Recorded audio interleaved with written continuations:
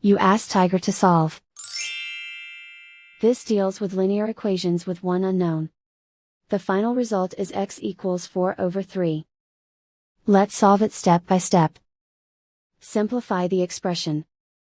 Group like terms. Simplify the arithmetic.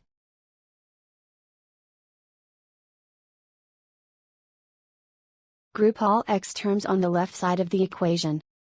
Subtract 10x from both sides. Group like terms. Simplify the arithmetic. Group like terms.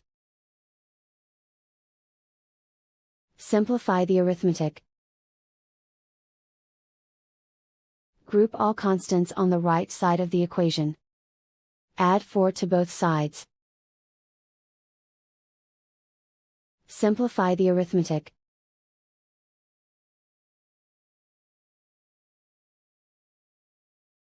Isolate the x. Divide both sides by -3. Cancel out the negatives.